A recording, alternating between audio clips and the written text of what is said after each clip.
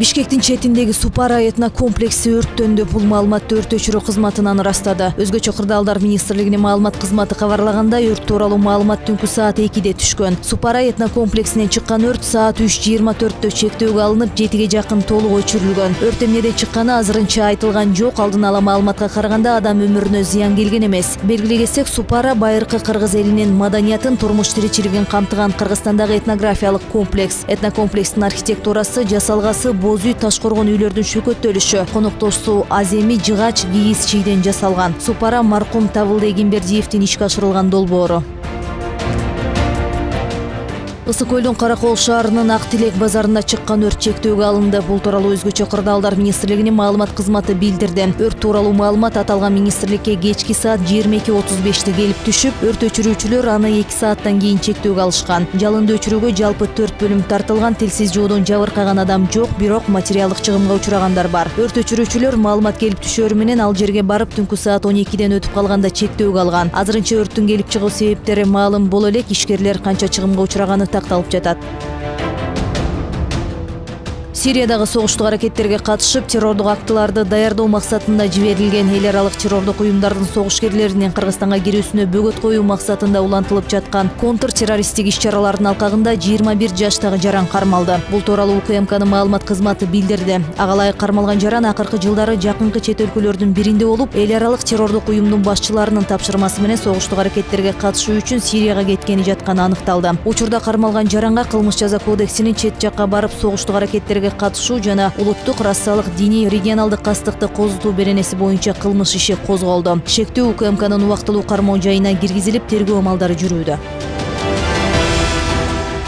Кечээ 17 сентябрда саат 17:00 чамасында Абдумомунов көчөсү менен Эркиндик бульварынын кесилишинде велосипед тээп бара жаткан 17 жаштагы шаар тургунун ак түстөгү унааны башкарган белгисиз айдоочу сүзүп, окуя болгон жерден качып кеткен. Жол кыймылынын коопсуздугун камсыздоо башкы башкармалыгынан билдиришкенде, ыкчам иш-аракеттердин натыйжасында айдоочу кармалган. Өспүрүмдү сүзүп кеткен адам 34 жаштагы Бишкек шаарынын тургуну болуп чыкты. Анын Намба фермасынын такси айдоочусу экени да аныкталды деп билдирди маалымат кызматы. Азыркы тапта унаа айып аянтчасына жеткирилип, иш Бишкек шаардык ички иштер башкармалыгынын тергөө кызматына өткөрүлүп берилди.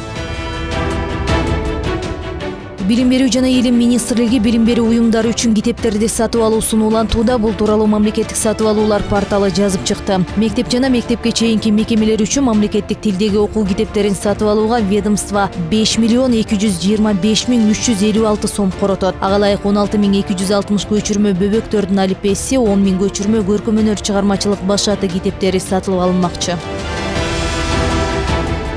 Бишкекте ымыркайларды соодалоо жана бала сатууга шектүү дарыгерлердин кармалышына байланыштуу Бириккен Улуттар уюмунун балдар фонду билдирүү таратты. Анда тийиштүү органдар бул окуяга байланыштуу ар бир фактыны терең иликтеп, келечекте мындай көрүнүштөрдү болтурбоо үчүн өлкө мыйзамдарына ылайык чара көрүүгө чакырган. Балдар фонду Бишкек шаарындагы интернаттык жана медициналык мекемелерде ымыркайларды соодалоо жана бала сатуу учурлары тууралуу чыгып жаткан маалыматтарга терең тынчсыздануусун билдирет. Ымыркайларды соодалоо жана бала сатуу алардын укуктарын өтө одоно бузууга жатат деп айтылат маалыматта. Эскерте кетсек, Бишкектеги үй бүлөлүк дарыгерлер борборунун биринде иштеген гинекологдор бала сатууга шектелип 7 сентябрда кармалган. Алгач үчөө камакка алынып, бирөө баласы жаш болгон үчүн үй камагына чыгарылган. Бул ишке байланыштуу кылмыш жаза кодексинин адам сатуу, мыйзамсыз бойдон алуу жана жалган документтерди даярдоо беренесинин негизинде кылмыш иши козголгон.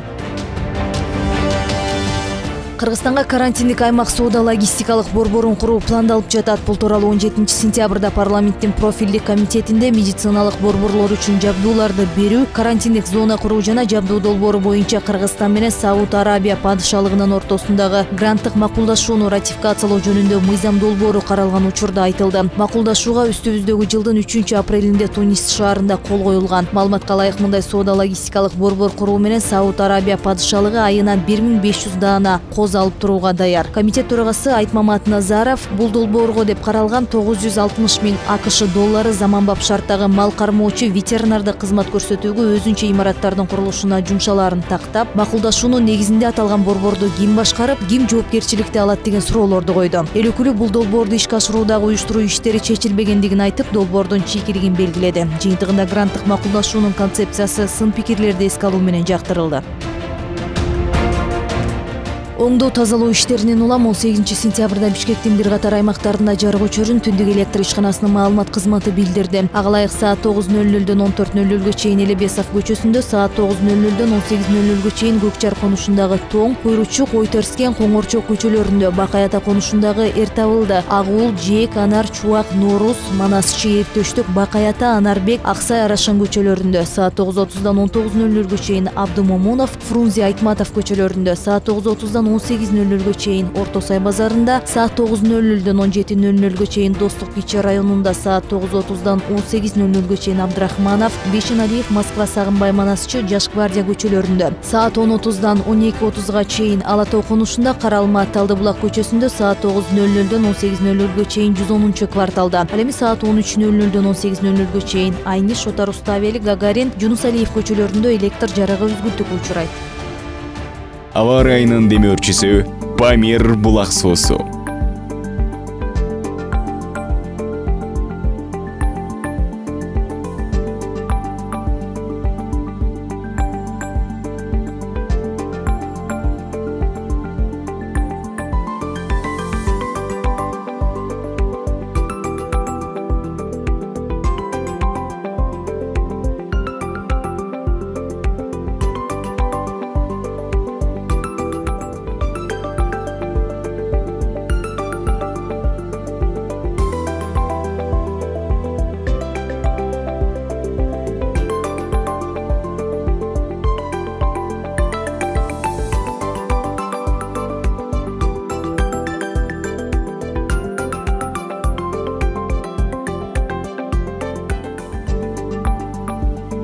Аба ырайынын демөөрчүсү Памир булак суусу.